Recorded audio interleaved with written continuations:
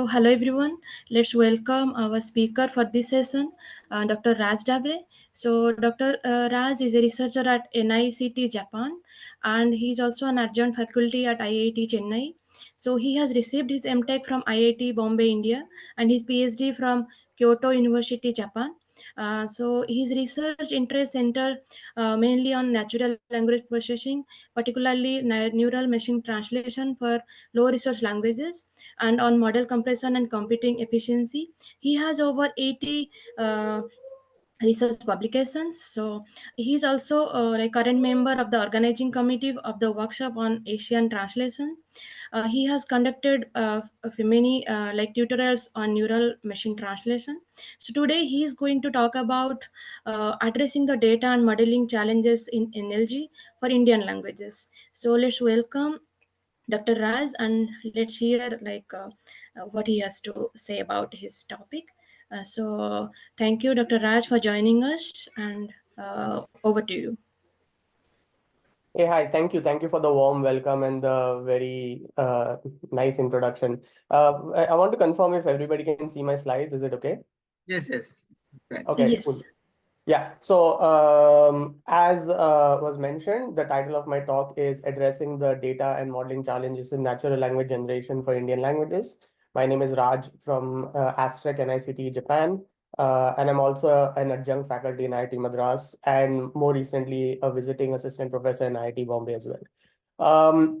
Already my introduction is done. I'll just focus more on the research topics. Yes, I focus on multilingual machine and speech translation, document level machine translation, large scale pre-training for generation. And also one of my side interests is on efficient deep learning, where I focus on compact, flexible, and fast models.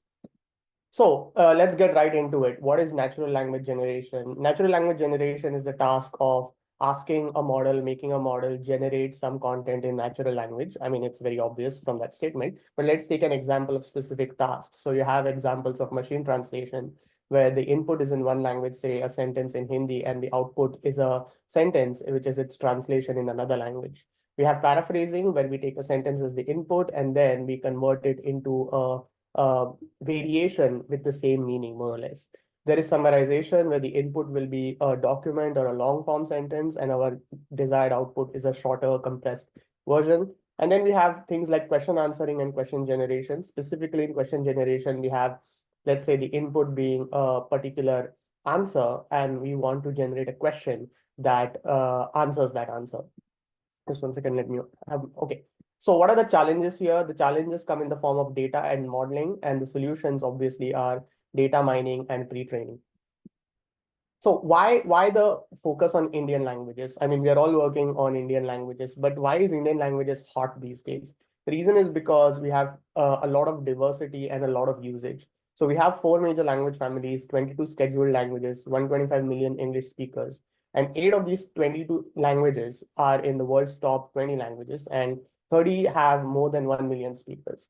When I talk about usage, if you look at the chart on the right side, if you look at the plot, you can see that as time has been progressing, the amount of users with Indian language usage as well as English usage on the internet is just growing exponentially. In 2011, we barely had 100 million users, but in 2021, this number exploded close to 735 million. And it's expected to go beyond a billion anytime soon. So that means Indian people are on the web. They're using the web data in their own native languages. Therefore, technologies that address Indian languages is extremely important. So what was missing? Of course, we have pre-training data and models, because Indian languages are still low resource for a variety of the tasks that I mentioned. We want the training data for these different natural language generation tasks, and we want models and some ways to evaluate these things. So in this talk, what I'm going to cover is some foundations that we laid with our work on Indic BART and Indic NLG benchmark. Then I'm going to go into how we try to solve the data problems with Indic LLM suite and synthetic data. And then how we address the modeling issues via our models on Airavat and Roman Setu. So in the beginning, like back 2 years ago or 3 years ago, the situation for Indian languages was extremely dire. There was almost no well-known collection of data sets or models specific for Indian languages. And there was no pre-training data, there was no fine-tuning data. and therefore we needed a solution. So to this end, we developed what we call as Indic BART. So the problem was there was no or very little supervised data. So in order to address this, we got to a solution of pre-training on monolingual data. It was just about, coming into the picture back in the day. So based on that, we developed some Indic BART models. Indic BART models are encoder, decoder, pre-trained models based on the text infilling objective. And what we had was Indic Core. One important trick that we performed is called a script unification, where we mapped all the Indic language data to Devanagari scripts. And by this, essentially, we ensure that different languages share a common vocabulary and a common writing system. And this enhances a lot of word sharing, vocabulary sharing. And this possibly enhances transfer from, let's say, a high resource language like Hindi to a low resource language, let's say, like Odia. And once we have unified the scripts, we have the text infilling based training. I'll get to what that is. And then we have different variations. One variation would be a separate script Indic BART, where we did not perform the script unification. We have a unified script Indic BART, which is the main flagship model. And then we have a compressed version, which is called as the unified script Indic ALBART, where instead of having separate parameters for different layers in the encoders and decoders, we just share all the layers to compress the model significantly. And some basic information is we had 64,000 subwords of a sentence piece model. We covered 12 languages and about 500 million sentences. The training time was about only 5 days, but we used a lot of GPUs for this. And we had models ranging from 97 million parameters to 244 million parameters. And in comparison, we had the MBART model, which supported 50 languages, but its vocabulary was significantly higher at 250K subwords, which is, of course, not specific to Indian languages. Ours is specific to Indian languages. And this was trained on a significantly larger number of GPUs and had about 2 to 3 times more parameters. So our goal was, can we have this smaller model to beat a larger model? But before going into the results, I'll talk about what script unification means. So as I said, you have the original script system for Indian languages. We just convert this all into Devanagari.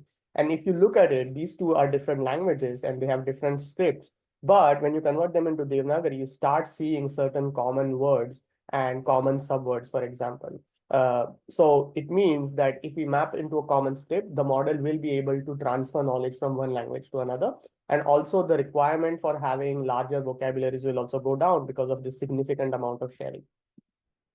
So what is infilling? It's very simple. Suppose you have a sentence like, you have the sentence where you have mujhe mask pasand hai. And our goal is to predict what is that missing part in place of mask. So in this case, we have this example, which is mujhe bhashan pasand hai. We can also not just mask words, but mask entire phrases. So I mask could be something that completes I love translation. And by giving this to the model to train it, the model learns how to predict content from missing context. So once we pre-train these models, we fine-tune them on some machine translation data, and we had some very interesting results. So if you look at the plots on the right side, they show a comparison of a model from scratch, MBART 50 pre-trained model, which was fine-tuned, and then the Indic BART model, which was significantly smaller than MBART. And as you can see that compared to scratch models, which is indicated by the blue color bars, the pre-trained models when fine-tuned give significantly better performance. But if you look at Indic BART, it performs even better than MBART 50, despite being almost a third of its size.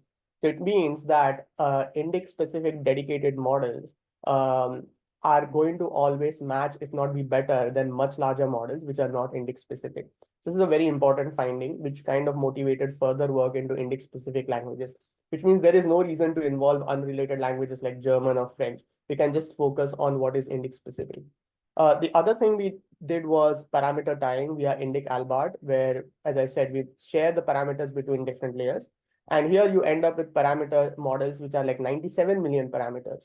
And we found out that although these models are slightly inferior compared to the Indic BART models with 244 million parameters, if we perform knowledge distillation by transferring knowledge from Indic BART to Indic ALBART, which is leading to Indic ALBART distill, you end up with a recovery in the performance almost matching that of the original Indic ALBART. So essentially, not only can you go down in number of parameter counts compared to MBART, but you can further compress by sharing layers and leveraging knowledge distillation. This is a very important and useful thing to note. because compact models means that you'll be able to use them on edge devices or devices with low computation. So having shown that Indic BART works, we wanted to expand on the possible number of tasks that we could work on. So to this end, we developed the Indic Energy Benchmark. So to give an overview, Indic Energy Benchmark consisted of 5 tasks and 11 languages. This was the first large-scale data sets, benchmarks, and models for Indic natural language generation. We had about 8.5 million examples. Overall, a vast majority of this for paraphrasing. And we showed that language family specific pre-trained models, once again, are better than generic ones, even if you change the task from machine translation to any other generation task. And we show that our models, again, are 3.5 times smaller, 3 times smaller, and yet competitive with larger models. How did we create the data and what tasks? So we had tasks like biography generation, where let's say we have a biography from Wikipedia, and the objective is to generate sentences in the target language, which is explaining this biography. So we'll have an input as a table, sort of, and then the output will be a sentence explaining that table. We have headline generation. This is straightforward. You have a news article or any kind of article. We want to generate a title. Sentence summarization is we are going to be given a long form sentence, and then the objective would be to generate a more compact version, which might not be a natural sounding sentence, but if you look at news headlines, they are sentences which are significantly compact. And then we have two other data sets, paraphrase generation and question generation, for which we had to leverage machine translation data. For paraphrase generation, we have a lot of parallel corpora. Let's say for Hindi English, if 2 Hindi sentences share the same English target sentence, then these 2 Hindi sentences are considered as paraphrases of each other. It's very straightforward. And then question generation means we just took the squad data set, which is in English. We used Indic Trans 1 at the time and translated it into Hindi, did some cleaning and manual evaluation, and we found that okay, the data is of acceptable quality. Now, what happens when we train natural language generation models by fine-tuning on Indic BART as well as other models like MP5? Well, if you say take a equivalent of Indic BART with the same number of parameters, but no pre-training, you have a certain performance, which we have cumulatively given indicated by the number of 32.5. So this is blue score, this is rouge score, this is iBlue score, like 3-4 different types of scores. But since we have many languages and many tasks, we just take an average score. And then if you compare it against Indic BART, which has been pre-trained, the scores jump from 32.5 to 37.7. So this is a big jump. This is a very important thing. And if you compare this against MT5, which is roughly in the same number of parameters, maybe a little bit bigger, it is not Indic specific. And its performance stands at 37.1, which is a bit inferior to Indic BARTs. That means, again, we can have language specific compact models, which outperform larger generic models. And these are just some more detailed numbers, which is just highlighting specific things. But one point I'd like to point out is there are 2 variations of Indic BART, which I had mentioned earlier. One where the scripts are shared, one which the scripts are not shared. So SS is called separate script, which means we did not perform any script unification. And we see that the models where we have script unification have slightly higher performances compared to models without script unification. So this is an important thing. So we've had small but meaningful efforts, but then we realized that there's many more things to do. And we still have this low resource problem where we have 2 solutions. One is the data problem, where we inflate the data via mining and machine translation. And the second is a model problem where we solve the problem by efficiency and transfer. So first is the data solution. And what do you do when you don't have data? You have 2 options. You mine it from the web or you synthesize it. When you mine it from the web, it's an ideal solution, but that kind of reflects how humans generate the data. There is a lot of AI generated data on the web as well, but we assume that a vast majority of cases, it's humans who have manually curated the data and kind of checked it. So this is an ideal or a semi-ideal solution. It is free of model biases because since it is not generated by machines and just dumped as is or has been checked, it is slightly free of model biases. It does have human biases though. But this process is exhausting because you need to crawl, you need to figure out what is a reliable source of data and whatnot, and that can be very annoying. When you synthesize data, of course, this is a non-ideal solution because it can contain model biases. Maybe machine translation systems cannot handle all of the cultural aspects or cannot translate language-specific phenomena all the time. So it can contain issues. The advantage is that you can mass produce billions or trillions of tokens very quickly if you have ample compute. So you have to take a balance between the two. So We first worked on the Indic LLM suite, and the question was, why is a monolingual collection for Indian languages even required? Why can't we use just ChatGPT? What's the problem with that? Well, consider this particular example where we ask the question to ChatGPT, what are the best places to visit about ear count? And yes, ChatGPT responds very nicely in English because it has probably seen a lot of data about this in English. But the moment you ask the same question in Hindi, it falls short. It gives very, very shallow, or if not very unreliable answers. And alternatively, it's not just that. If you ask some questions specific to the Indic context, like how are Hanuman and Bhim related, ChatGPT says that, okay, they are not directly related. But if you have read, the Indian literature, you would know that there is, in fact, a deep relationship between them.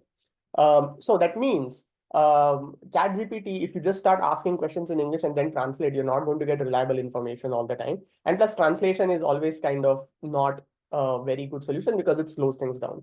So that's why we want to collect data which is belonging to the Indic context. And that is why Indic LLM suite is necessary. I've linked the paper and data over here. You can take a look at the slides later. So what are the components of Indic LLM suite? So we have two major parts. One is Sangraha and the other one is called Indic Align. So Sangraha is mainly a collection of monolingual documents, synthetic monolingual data, verification process, data constructed using optical character recognition and ASR. Whereas Indic Align consists of instruct data, where we have prompts by humans, responses by LLMs, and we have a bunch of data for toxicity control. And this figure essentially gives you an overview of different things. We had to develop certain tools. We had to use LLMs and whatnot. And this was a very involved, very it was a huge effort. But we managed to finally get a significant amount of data ready, which is a collection of manually created web script as well as synthesized data. So how did we create Sangraha, which is the monolingual collection? We had some OCR data spanning 14.5 billion tokens. These are mostly from PDFs from Internet Archive. This required a lot of money. We used Google's OCR engines in order to do this. There are no open source alternatives, unfortunately, not good enough to the level of what Google provides. So we had to rely on it. We had to burn some money. The second source was web scraping, where we had about 48 billion tokens. These are verified sources of data because we kind of chose specific sources of URLs, websites, newspaper websites, and whatnot.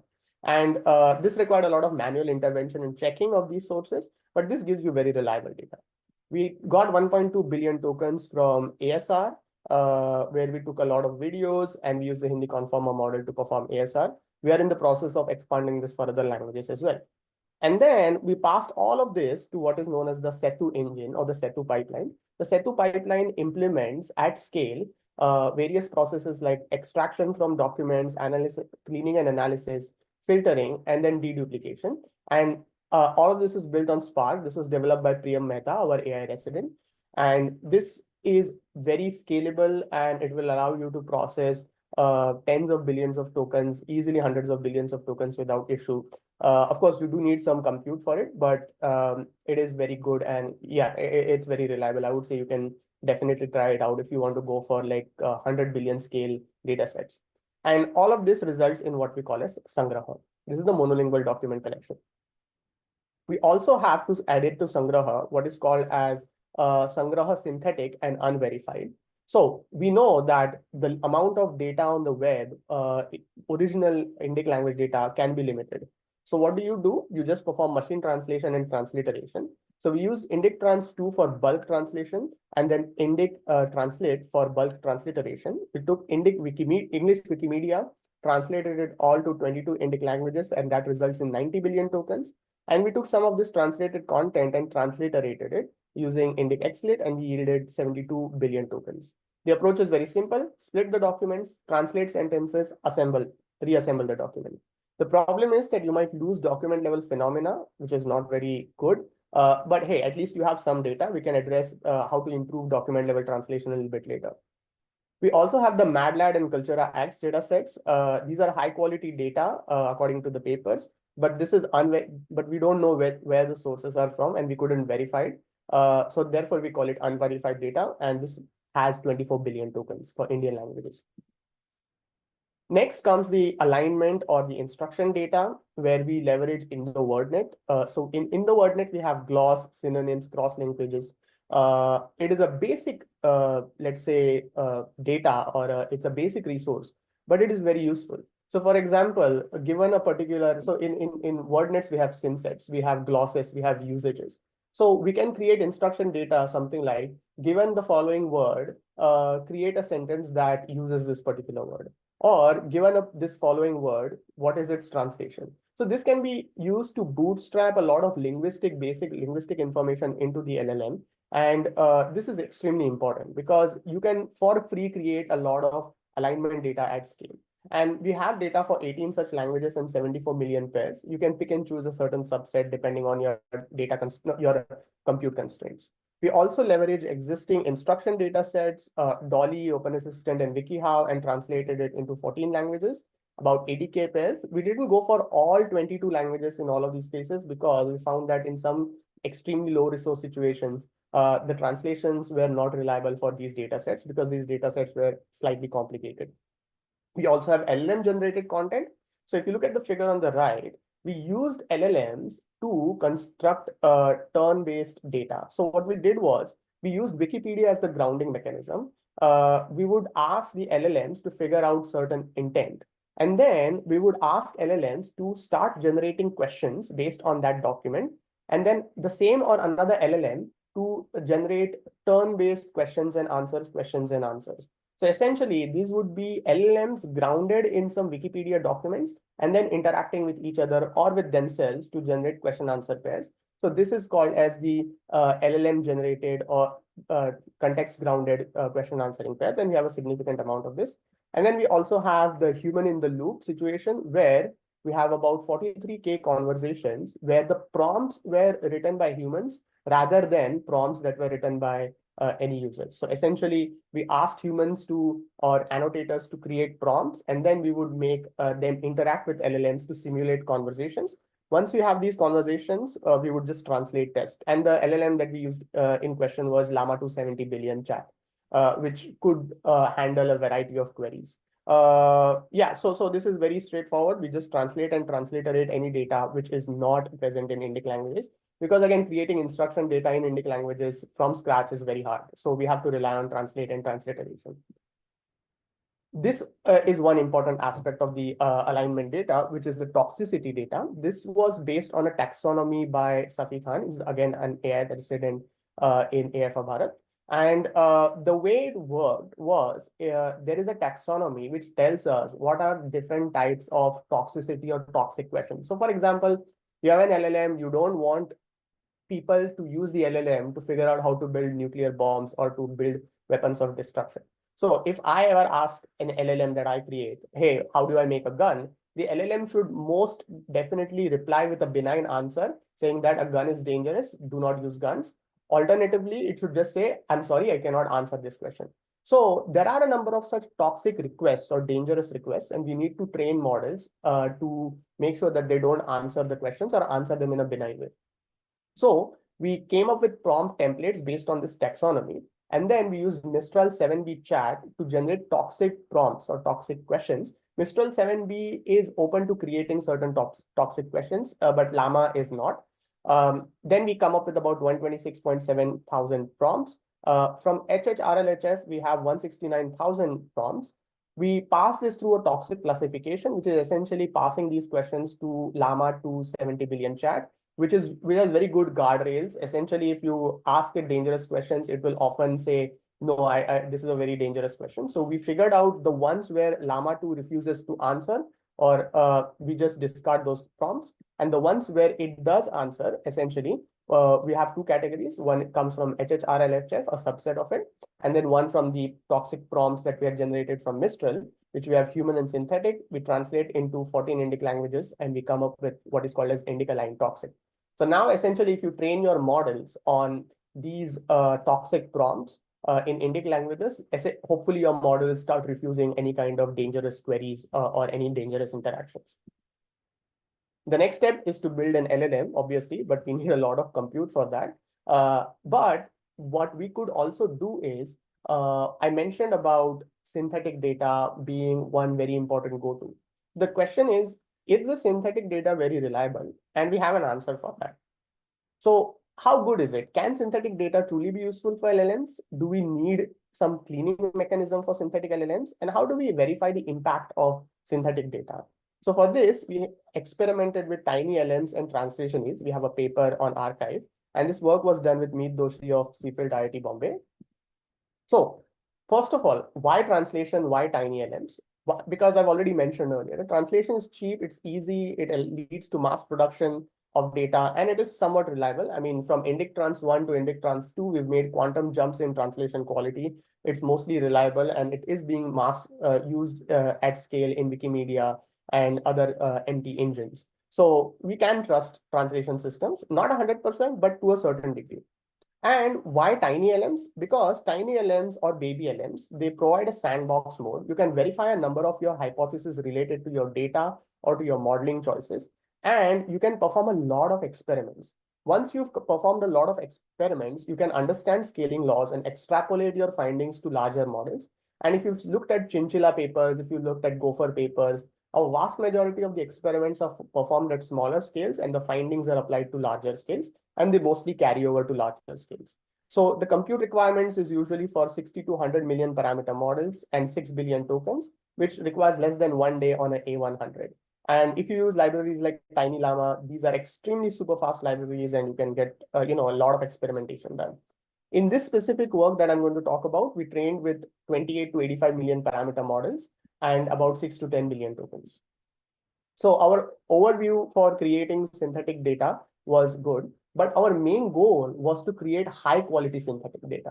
How do we filter from synthetic data what we consider is bad? Well, we rely on these tiny LMs. So what we do is we have these clean monolingual documents in a high resource source language like English.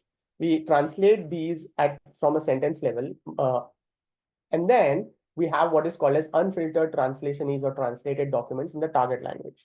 We have small amounts of clean monolingual documents for that target language, let's say for Hindi and Gujarati. We perform tiny LM training. Now these tiny LMs, because they've been trained fast and on large amounts of data, their perplexity should be a reliable indicator of the quality. I mean, after all, this is how you know whether a sentence is well formed or a document is well formed. Perplexity is one very simple indicator. So we pass it through a perplexity filter. We choose the documents with the lowest perplexities, and then these form what is known as the filtered documents, and then we can just train LMs on these translationese data. And the results we found to be very intriguing. The first row tells you on different NLU and NLG tasks what happens when you use clean data. So this is the case for Hindi. So we have Hindi clean data. We train NLU and NLG models after performing pre-training on this clean data. And then you can see that, okay, there is some performance, let's say an average of 77.6 for NLU and 32.04 for NLG. What happens when you use the same amount of synthetic unfiltered data? Well, you can see that the average number goes from 77.6 to 74.26 and from 32.04 to 31.14. So yes, there is a drop over here. But what happens when you take this unfiltered pre-trained database pre-trained model and then add 10% of the clean data from this clean data? You can see that you can recover a certain amount of performance. But then what if you had already filtered the data from the beginning? Then you can see that you can get a significant jump in quality compared to unfiltered situations. And this is now beginning to approach the clean data performance. And if you add a 10% of the original clean data fine-tuning of these of the model that has been trained on filtered data, you get up to a performance of 77.52. So this is very close, this is within 0.08 points of the model which was trained only on clean data. This shows that there is a significant viability of using Hindi synthetic data as compared to clean Hindi data. And this synthetic data we obtained at almost very little cost. We just took English documents and mass translated them. A simple filtering mechanism can really yield high quality monolingual synthetic data, and you can use it. We verified these results even on Gujarati, and as you can see, the situation where we use synthetic Gujarati translated from English with filtered, it almost matches, if not surpasses the performance that we get with clean Gujarati sentences. This applies for NLU as well as NLG models. So one key lesson over here is if you don't really need to have a huge amount of clean data. You can synthesize most of it, and then you can use a small amount of clean data, original high quality data, non-synthesized, and then you can use it to improve the language model to make it surpass, the prerequisite or the baseline performance. What about if you have synthetic data generated for English? Because we've been focusing on synthetic data from English to Indian languages. But sometimes there might be certain content in Indian languages which has never been seen in English before. So what if we wanted English-only models to also retain, to acquire this information? In that case, would synthetic English data also help? And to cut a long story short, yes, it is possible for English-only models to benefit, from translation also. We can generate synthetic English documents, filter them, and then we can approach the performance of high quality, clean English documents. So yes, there is a definite advantage to generating synthetic data for English and then filtering it. We also experimented with bilingual models. We wanted to know if it is good to train just bilingual models or monolingual models. And is it okay to mix synthetic and non-synthetic data? These numbers might confuse you. I'll just leave it for later. But the simple solution is you can use synthetic data, and a mix of synthetic as well as non-synthetic data between languages, and you'll still be able to carry over performance and you'll have absolutely no problem. So yeah, if you're worried about using synthetic data, definitely don't worry. Just perform some good quality cleaning and you'll be perfectly fine. So now we have a data solution. Next up is the model solution. So the current cases for Indian languages is we have a semi-optimistic situation where we have a base LLM for only one language, but no instruction data. So the base model that I'm talking about is OpenHathi, and we need some solution. The outcome was this Airawat model that we came up with. The paper model and code is linked over here. And then there is a bleak solution situation where a base LLM for supporting Indian languages also does not exist, and there is no instruction data also. What do you do in that case? Well, the instruction data part can be easily addressed by performing machine translation of existing English instruction data sets. But what do you do with the base LLM situation? What do you do when you have a base LLM in one language or no base LLM at all? Well, this is what I'm going to talk about right now. So first was our solution on Airawat. And what was Airawat? Essentially, it was a proof of concept trying to see the realistic or the reality of Indic instruct models. So essentially, for Airawat, we took a bunch of data sets like FLAN, Anthropic HHH, Dolly, Open Assistant, Limsys Chat, WikiHow, Anudesh. By the way, Anudesh was the part of Indic LLM suite. And then we had some machine translation data. We had original data in English, and then we had to translate it into Hindi. But you know that when you do translation, you might miss out quality in the target language. So we did some cleaning. So what we did was, once we translated English datasets into Hindi, we retranslated the Hindi datasets back into English.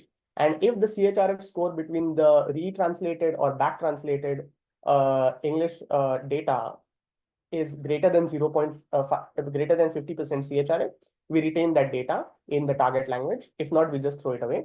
So when we do some filtering, we end up discarding a certain amount of Hindi synthetic data or Hindi translated instruct data.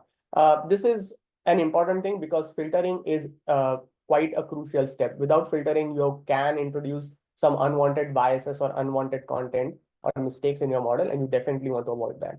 So how did we train this model? We just took OpenHathi, we trained it with LoRa as well as full fine tuning. But we found out that full fine tuning was a bit inferior given our data scales. We trained the model for 4 epochs, performed early stopping on the validation data. And what we did was checkpoint averaging. So we trained for 4 epochs. We had 4 checkpoints. We found out that the last 2 checkpoints, checkpoint 3 and checkpoint 4, somehow were pretty decent. So we decided to interpolate the weights of these two to see if we can come up with an intermediate or a better quality model. And we found out that when we used a 0.6 to 0.4 ratio for checkpoints 3 and 4, that led to a much better model. And this is the final Airawat model that we used. But what does the performance look like? So we had 0 and 5 shot evaluations where we, of course, verified that LoRa is better than full fine tuning. But 5 shot performance is not that much better than 0 shot performance. And the reason is because when you do instruction fine tuning, you tend to fine tune on input output pairs. And this kind of causes the model to lose its long range context behavior.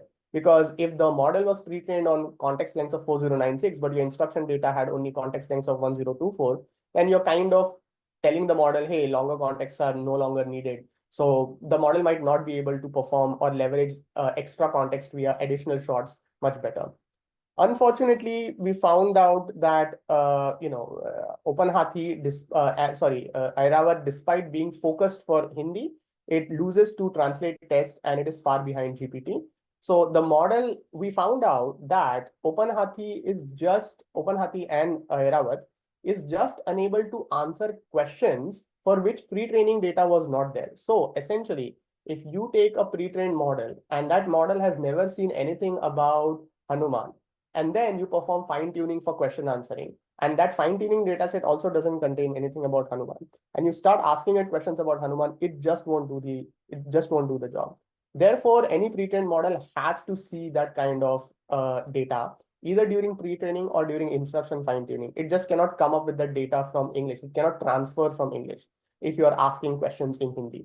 It doesn't happen. And one other important aspect is translated data sets need a lot of cleaning. There's this paper that I've linked about curating high quality synthetic or translated data sets. Definitely take a look at it. So what if OpenHathi was not available? Because so far we've assumed that, we have Hindi based LLM, but what if even that was not there? Well, not a problem, because Llama can understand this sentence in written in Devanagari script, and Llama can understand its Romanized version as well. Why? Because initially when we started playing around with Llama 2, we found out that it can actually generate Hindi, but written in Roman script. It means it has a decent representation of the vocabulary written in Roman script. That got us thinking. And it led us to what we call as Roman Setu, the approach where we use Romanization as a bridge. And why Romanization? Because a significant amount of web data is code mixed and Romanized. And major LLMs have not seen such data. Therefore, there is a chance to transfer from English. So one other thing is that if you look at the Llama tokenizer, if you took any of these languages, 5 languages, and if you tokenized them in their native script, so if you use Gujarati script, use Devanagari script, Malayalam, and so on and so forth, and if you use the Llama tokenizer and segmented these sentences in the original scripts, these numbers, they represent the fertilities. Fertilities means what is the average number of subwords a given word is segmented into. So you can see that one word on an average is split into 18.44 words for Gujarati, 7.36 for Hindi, and so on and so forth. But if we Romanized all of these sentences and we passed it to the Llama tokenizer, the fertility is dropped down significantly, sometimes by up to 6 times. And that means you, in order to generate the same content in native script, you will need 6 times more compute and 6 times more time. 6 times more tokens will have to be generated. And that's really a waste of compute. So we asked ourselves a question, is it okay if we just switch from, let's say, native script to Roman script? Is it fine? And that led to some very important findings. And also an opportunity to exploit efficiency. So how did we create the bridge? Very simple. First, we have some native script data. We convert it into Romanized versions by using Indic XLib. And then, of course, we have some English data as well. We take a base LLM, which is Llama 2 in our case, and we do continual pre-training on the Romanized data as well as English data. And then we have this intermediate continually pre-trained model. Then we have some English SFT data, which we translate and Romanize, and then we feed it to the instruction tuning stage.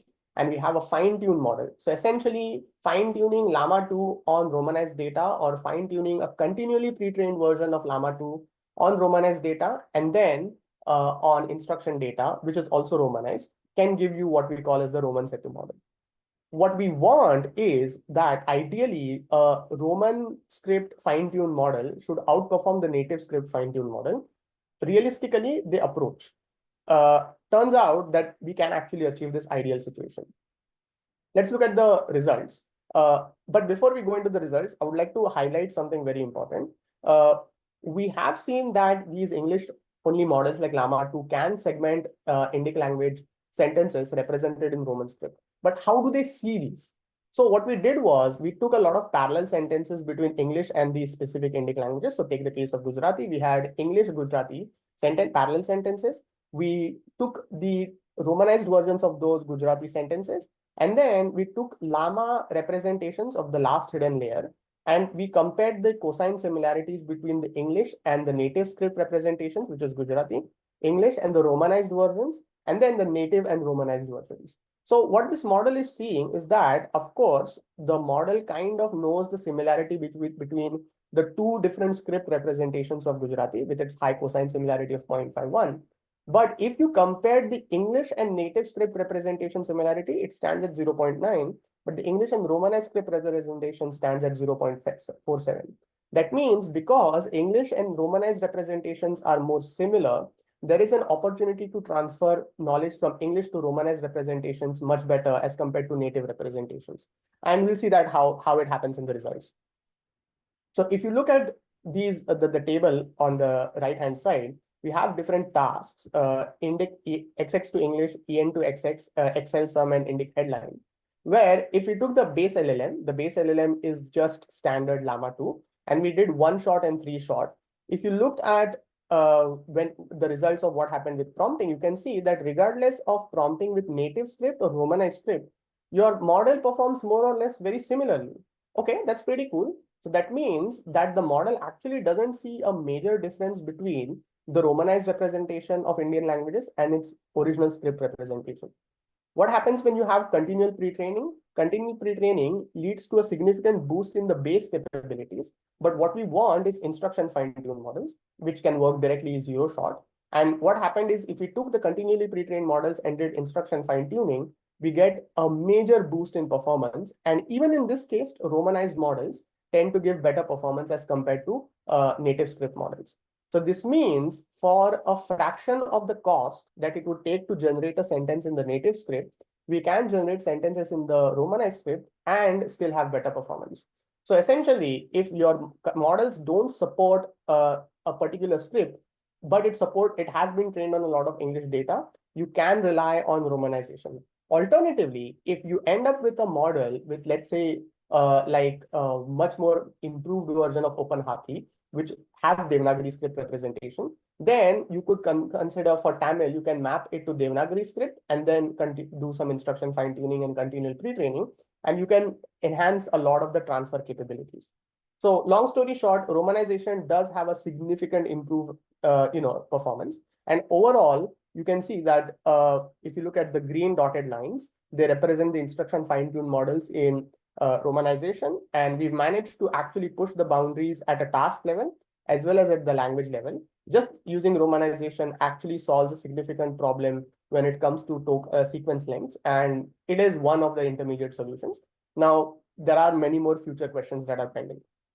So in summary, I talked about the initial efforts for Indic natural language generation via Indic-BART and natural language benchmark. I identified limitations, talked about the data problem via the Indic LLM suite and the translationist-based LMs.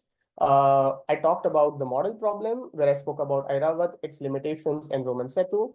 And in the future, some of my thoughts are, it would be nice to actually further study the impact of synthetic data and Romanization, have more reliable evaluation. So far, we use Rouge, we use Blue, but maybe we need better metrics. And then ideally, in the long run, we want an LLM that actually handles Indic relevant context. Yeah, and that's basically the end of my talk. I'd like to thank all of my collaborators at AI for Bharat, IIT Bombay, and Microsoft. I'm open to questions. Please feel free to ask me anything.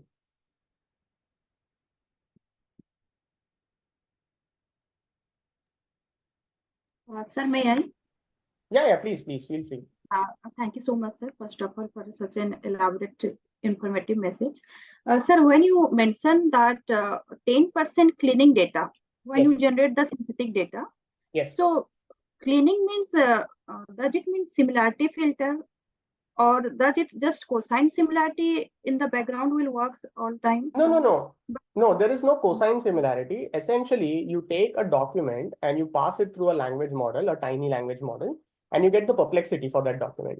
And then if the perplexity is high, that means the model doesn't recognize it as a good document or a good sentence, therefore you throw it away. So, sir, when we perform a data augmentation for low resource language, for example, in Odia, so that is data augmented generated data is the synthetic data, right? Yes. Suppose I am using back translation or any normal independent word embedding like first to text or this word to vec like that. So it will lose the content, real context of the Odia when you perform for the English and translate back to Odia. So then we need to ensemble it through the similarity filter. Like one of the encoding is USC, Universal Sentence Encoder. So can you suggest, sir, more what could be the filtering techniques? Like what you say about the perplexity score, you can find out, and if it is found to be higher, then you can reanalyze and refiltering it. So any other technically, programmatically?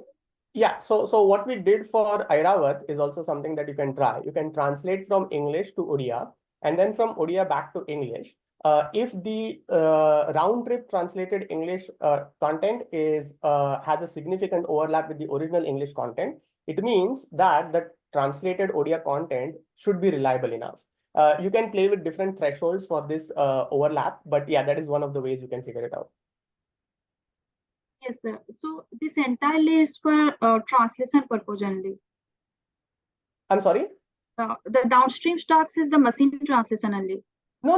You can use it for example, if you have FLAN v2 data sets or Dolly, these are standard NLP or NLG data sets, and these will be originally FLAN was in English, but you want it in Odia, right? So that's why you'll have to translate from English to Odia. And to know whether these Odia's equivalents of the original English data sets are reliable, you retranslate it back into English and just compare the original English and the retranslated versions to see if they are similar looking. If they are similar looking, that's a good translation. If not, that's a bad translation. So that is manual human supervision. No, you don't need human supervision. You can just compute like something like CHRF scores or embedding similarity between the original data and the retranslated data. Yes, sir. And sir, what do you mean by tiny LLM means? Which models you are particularly talking about?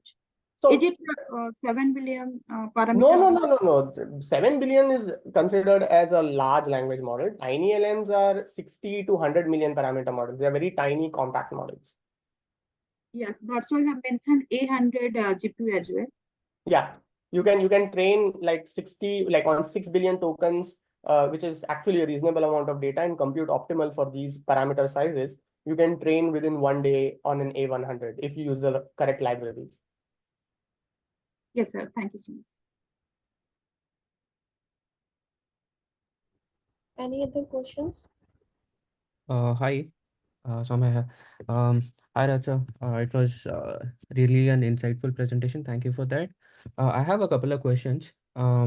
Maybe I was wondering if you have seen any phenomena, or in case you have already conducted any experiments or studies to see if, for example, if you train a model using a mixture of synthetic and human curated data sets, is there any performance hindrances or any specific observation from that? Because I believe then we would have like two different distributions of data, right?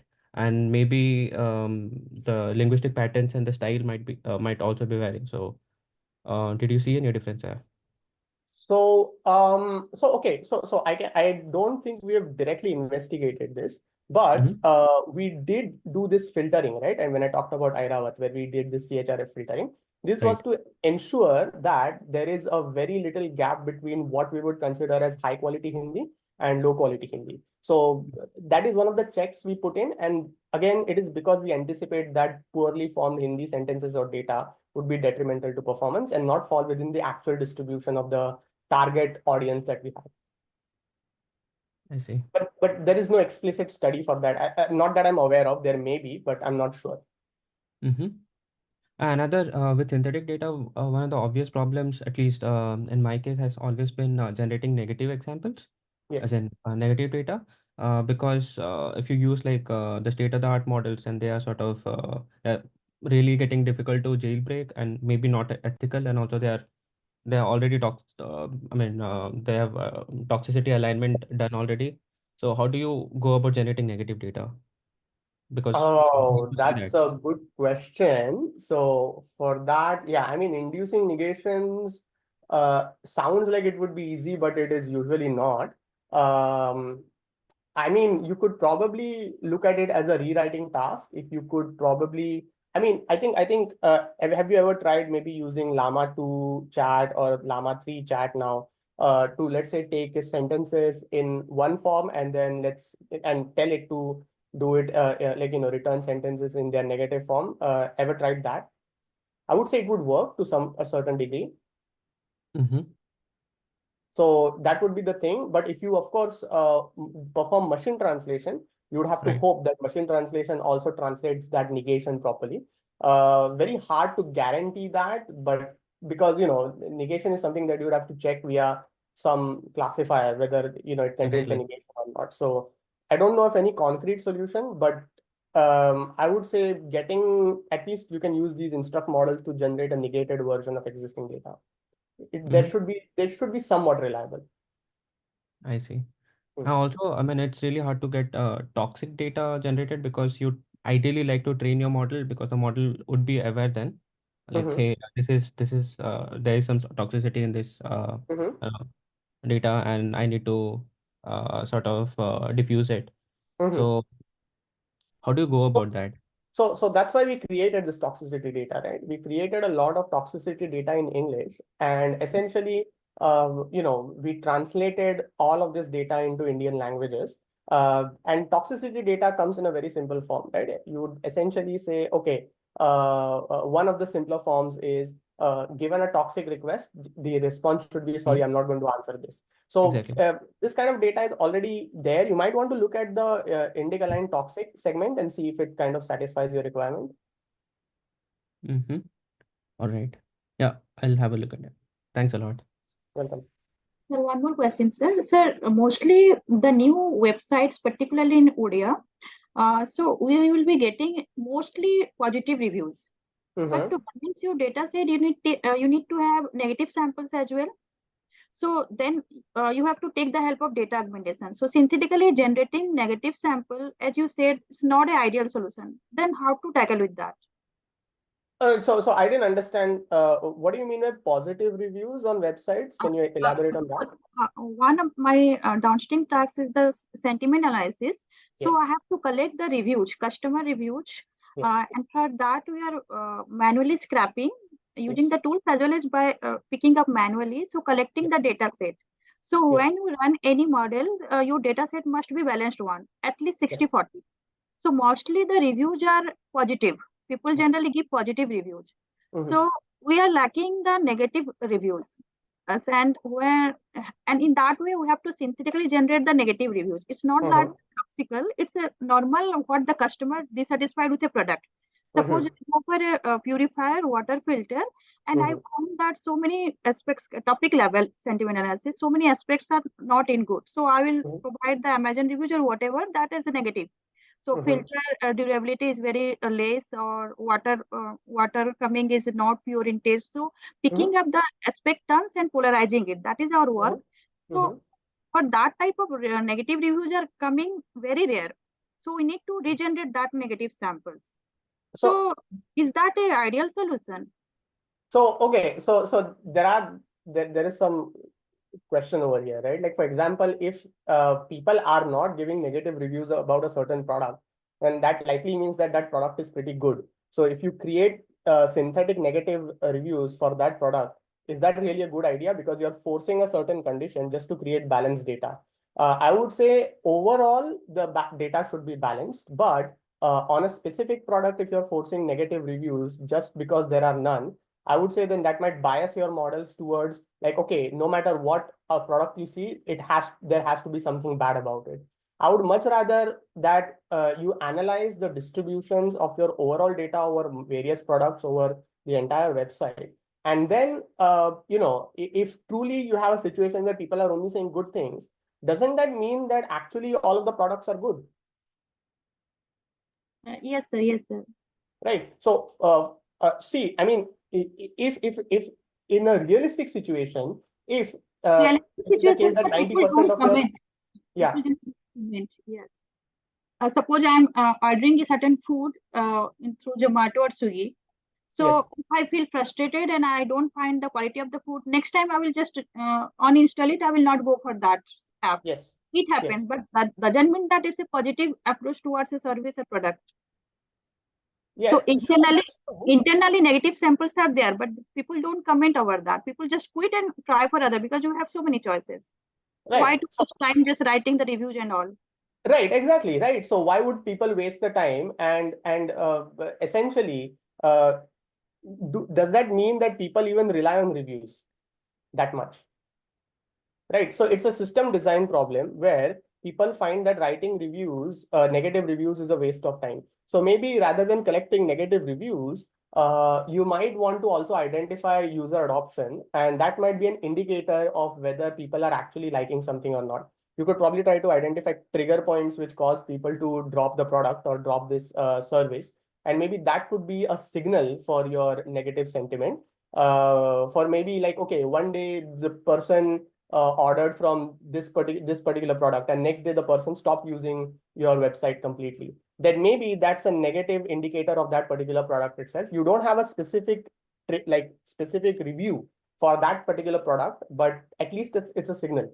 But I would say that force generating synthetic negative data might create a distribution that is not realistic. So for example, if you have a washing machine from Panasonic, and it only has positive reviews, and it's like, no, I want some negative reviews also. You synthesize some negative review, and but Panasonic might be actually a good product. In the future, somebody says something about Panasonic which is positive. It might think that it is a negative review, and the model might be biased towards generating negative reviews as likely as positive reviews. So you would have to look at your realistic distribution. Don't ever create an artificial distribution. Always have a realistic distribution, and your model should learn from natural distributions and not artificial ones. Yes, sir. Yes, sir. Thank you. Thank you so